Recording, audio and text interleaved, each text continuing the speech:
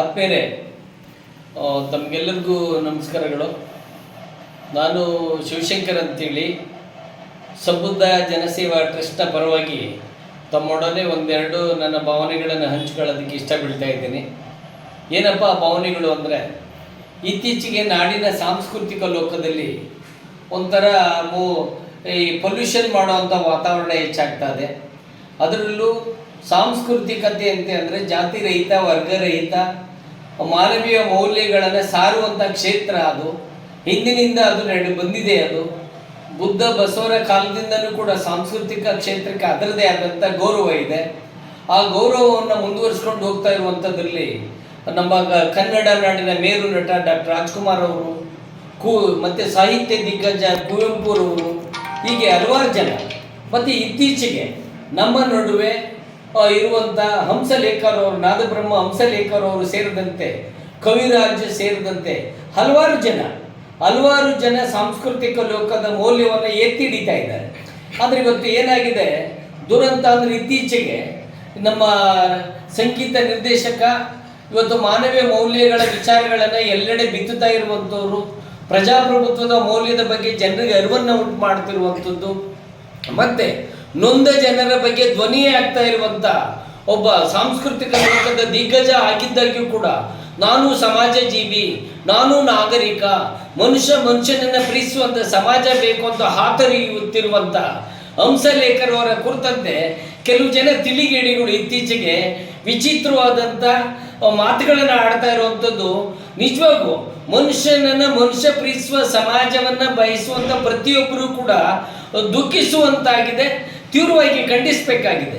ಈ ಮನಸ್ಸುಗಳು ಹಿಂದೆ ನಮ್ಮ ಜ್ಞಾನಪೀಠ ಪ್ರಶಸ್ತಿ ವಿಜೇತ ಸಾಹಿತಿ, ರಾಮಾಯಣ ದರ್ಶನಂತ ಒಂದು ಕೃತಿಯನ್ನು ಕೊಟ್ಟಂಥ ಮೇರು ಸಾಹಿತಿ ಶ್ರೀ ಕುವೆಂಪುರವರ ಸಾಹಿತ್ಯವನ್ನು ಧಿಕ್ಕರಿಸಿದಂಥವರು, ಅದೇ ಥರ ಕನ್ನಡ ನಾಡಿನ ಚಲನಚಿತ್ರರಂಗದಲ್ಲಿ ಹಿಂದುಳಿದ ವರ್ಗದಲ್ಲಿ ಜನಿಸಿ ತನ್ನ ಚಾಪನ್ನು ಮೂಡಿದಂಥ ಡಾಕ್ಟರ್ ರಾಜ್ಕುಮಾರ್ ಅವರ ವಿರುದ್ಧ ಷಡ್ಯಂತ್ರ ಮಾಡಿದಂಥವರು, ಅಥವಾ 50 ವರ್ಷಗಳ ಹಿಂದೆ ಡಾಕ್ಟರ್ ಸಿದ್ಧಲಿಂಗನವರು ಒಲೆಮಾದಿಗರಾಡು ಕವನ ಸಂಕಲನವನ್ನು ತಂದಾಗ ಇಕರಲ ವದಿಲ್ಲ ಎಂದಾಗ ಇದು ಕನ್ನಡ ಸಾಹಿತ್ಯವಾ, ಇದು ಕನ್ನಡ ಕವಿ ಎಂದು ಅಪಮಾನವನ್ನು ಮಾಡಿದಂಥ ಜಾತಿವಾದಿ ಮನಸ್ಸುಗಳು, ಸನಾತನ ಮನಸ್ಸುಗಳು, ಕೋಮುವಾದಿ ಮನಸ್ಸುಗಳು ಇವತ್ತೇನಾಗದೆ ಬೆವರು ಶ್ರಮ ಸಂಸ್ಕೃತಿಯಿಂದ ಬಂದಂಥವ್ರು, ಬೆವರು ಸುರಿಸುವ ಸಂಸ್ಕೃತಿಯಿಂದ ಬಂದಂಥವ್ರು, ನೊಂದವರ ಧ್ವನಿ ಆಗ್ತಾ ಇರುವಂಥವ್ರನ್ನ ಹೀಗೆ ಎಳೆಯುವಂಥದ್ದು ಅವ್ಯಾಹತವಾಗಿ ನಡೀತಾ ಇದೆ.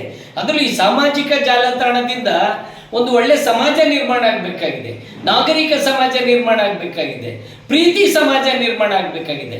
ಅದ್ರ ಬಹುತೇಕ ಕುಚೋದ್ಯರು ಸಾಮಾಜಿಕ ಜಾಲತಾಣವನ್ನು ಅನಾಗರಿಕ ಸಮಾಜ ನಿರ್ಮಾಣ ಮಾಡೋ ಕಡೆ ಒಂಥರ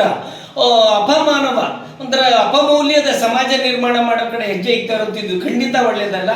ಹಂಸಲೇಖರ್ ಅವರ ಪರವಾಗಿ ಅವರೇನು GTVನಲ್ಲಿ ಅಂಬೇಡ್ಕರ್ ಅವ್ರ ಬಗ್ಗೆ ಒಂದು ಒಳ್ಳೆ ಮಾತನ್ನ ಆಡಿದ್ರು. ಹನುಮಂತನಂತ ಒಂದು ಹಳ್ಳಿಗಾಡಿನ ಕುಗ್ರಾಮದ ಒಂದು ಹುಡುಗ ಇವತ್ತು ರಾಜ್ಯದ ದೊಡ್ಡ ಕ್ಷೇತ್ರದಲ್ಲಿ ಗಾಯಕ ಆಗಿದ್ದಾನೆ, ಲಂಬಾಣಿ ಸಮುದಾಯದ ಗಾಯಕ ಆಗಿದ್ದಾನೆ. ಅಂದರೆ ಕತ್ತಲಲ್ಲಿ ಇರುವಂಥ ಪ್ರತಿಭೆಯನ್ನು ಬೆಳಕಿಗೆ ತರುವಂಥ ಶ್ರಮವನ್ನು ನಿಸ್ವಾರ್ಥವಾಗಿ ಪ್ರತಿಫಲಾಪೇಕ್ಷೆ ಇಲ್ಲದೆ ಮಾಡ್ತಾ ಇರುವಂಥ ಒಬ್ಬ ವ್ಯಕ್ತಿ, ಸಾಂಸ್ಕೃತಿಕ ದಿಗ್ಗಜ ಹಂಸಲೇಖರ್ ಅವರ ಕುರಿತಂತೆ ಹಾಡ್ತಾ ಇರುವಂಥ ಮಾತುಗಳು ನಿಜವಾಗೂ ಶೋಭೆ ತರುವಂಥದ್ದಲ್ಲ. ಇದು ನಾಗರಿಕ ಸಮಾಜ ತಲೆ ತಗ್ಗಿಸುವಂಥದ್ದು. ಯಾರು ಈ ಸಾಮಾಜಿಕ ಜಾಲತಾಣದಲ್ಲಿ ಈ ಥರ ಅಂದರೆ, ನಾನು ಮೊದಲು ಹೇಳ್ದಂಗೆ ಕುವೆಂಪು ಅವರ ವಿರುದ್ಧ ಸೆಳೆದಂಥದ್ದವರು, ರಾಜ್ಕುಮಾರ್ ಅವರ ವಿರುದ್ಧ ಸೆಳೆದಂಥ ಸನಾತನ ಮನಸ್ಸುಗಳು ಮತ್ತೆ ಜೀವ ತಗೊಳ್ತಿದ್ದಾರೆ. ಇಂಥದ್ರೊಳಗಡೆ ಮಾನವೀಯ ಮೌಲ್ಯಗಳನ್ನು ಪ್ರೀತಿಸುವಂಥ ಜನ ಎಚ್ಚೆತ್ಕೋಬೇಕಾಗಿದೆ.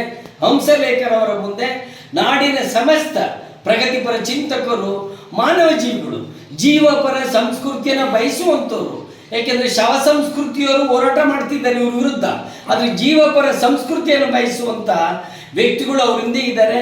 ಇನ್ನಾದರೂ ಸಾಮಾಜಿಕ ಜಾಲತಾಣವನ್ನು ಮನುಷ್ಯನ ಪ್ರೀತಿಸುವಂಥ ಸಮಾಜ ನಿರ್ಮಾಣ ಮಾಡೋದಕ್ಕೆ ಬಳಸ್ಕೊಳ್ಳಿ, ಪ್ರೀತಿಯನ್ನು ಬೀಜವನ್ನು ಬಿತ್ತುವಂಥದ್ದಕ್ಕೆ ಮಾಡಿಸ್ಕೊಳ್ಳಿ.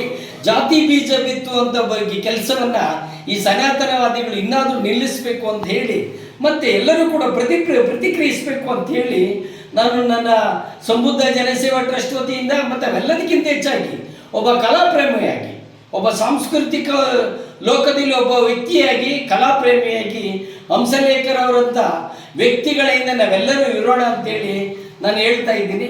ಈ ಮೂಲಕ ನನ್ನ ಎರಡು ಮಾತನ್ನು ಕೇಳಿದಂಥ ತಮ್ಮೆಲ್ಲರಿಗೂ ಕೂಡ ಒಂದು ಜೀವಪರ ಸಂಸ್ಕೃತಿಯನ್ನು ಬಯಸುವಂಥ ತಮ್ಮೆಲ್ಲರಿಗೂ ಕೂಡ ವಿನಮ್ರವಾಗಿ ನಮಸ್ಕಾರವನ್ನು ಹೇಳ್ತೀನಿ.